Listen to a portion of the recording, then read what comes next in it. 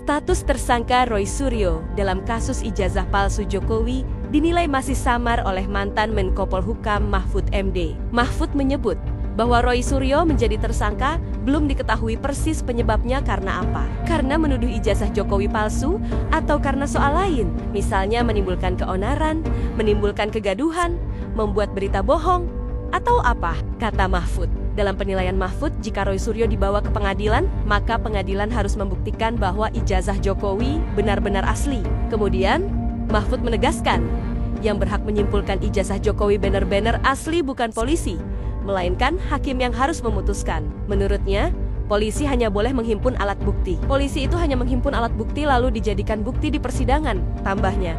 Baik, Prof sebagai mantan dekan Fakultas Hukum UNAN, mantan wakil rektor 3 UNAN, ini seharusnya UGM ini, kalau berkaca pada pengalaman Prof di UNAN, menyatakan bahwa alumni itu ijazahnya itu benar-benar dia asli dan berkuliah di situ. Apa saja yang harus dibuktikan dokumennya? Kalau di zaman saya malah setiap tingkat itu punya ijazah saya. Dari 1 ke 2 punya ijazah saya, dari 2 ke 3 punya ijazah saya, dari 3 ke 4 itu bernama nanti sarjana hukum, sarjana muda hukum lengkap saya. SML, sarjana muda lengkap.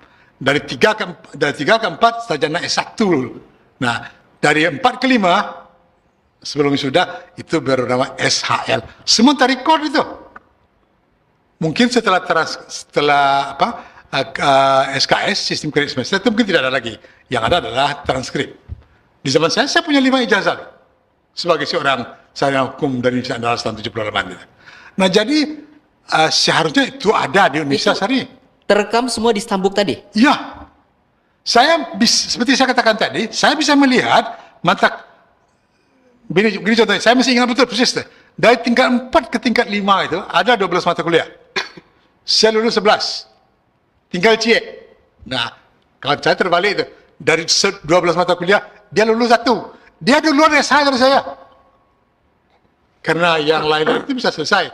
Saya yang 1 ini betul-betul jadi sandungan bagi saya. Seperti yang saya katakan tadi, entah ke 6, entah ke 7. Saya pernah bercerita sama Suharizal itu. Dan kemudian setelah saya tamat, saya berhak melihat dokumen fakultas itu. Nampak. Ada rekaman 0,000,0,0,6,5. Itu dulu. Jadi ada rekamannya. Saya mengharapkan UGM bilang begini. Ini loh, selesai itu. Kalau UGM melihatkan transkrip Joko Widodo demikian rupa, selesai itu. Tapi believe or not believe, percaya atau tidak, UGM sekarang kan tidak betul setegas itu. Kalau UGM setegas itu, kalau Pak Jokowi misalnya mengatakan, itu profesi saya. Ya, saya baru akan lihatkan di pengadilan nanti.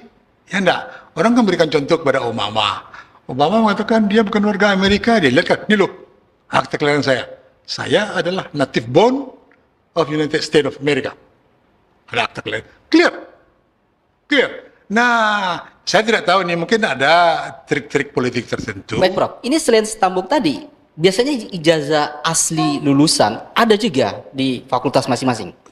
Saya tidak begitu percaya untuk di zaman saya. Ya, setidaknya hampir sama satu masalah dengan Pak Jokowi. Untuk angkatan yang lebih muda seperti Dr. Suharizal, itu biasanya ada. Duplikatnya pasti ada di Universitas Andalas. Pasti ada itu. Nah, itu tidak boleh mesti dirawat oleh UNAN sedemikian rupa.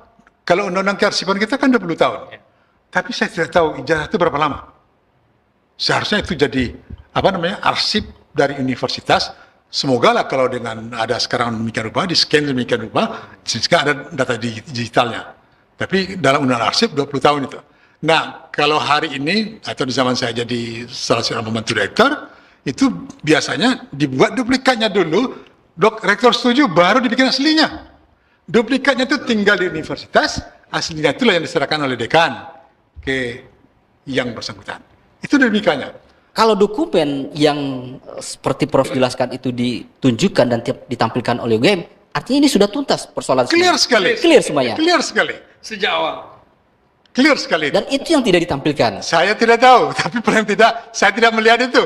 Setidaknya kita dari TPU, Roy Suryo CS datang ke kampus katanya. Dari perdebatan baik di media mainstream maupun di media di kanal-kanal YouTube tertentu, itu tidak terlihat.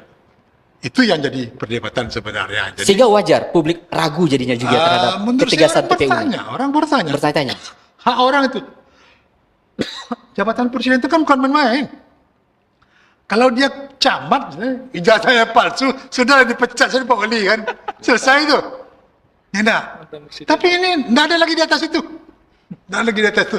Jadi oleh karena itu, makanya konsen orang sedemikian rupa. Jangan salahkan siapa-siapa. Kalau ada yang mencoba seperti orang main kartu, naruh kartu demikian rupa, sehingga permainan itu mungkin seru kan? Bolehlah itu. Bolehlah itu. Sehingga ada yang mengatakan begini, dengan soal dinamika ijazah palsu Pak Jokowi ini, beliau tetap saja disorot oleh media mainstream, sehingga beliau tidak dilupakan orang gitu.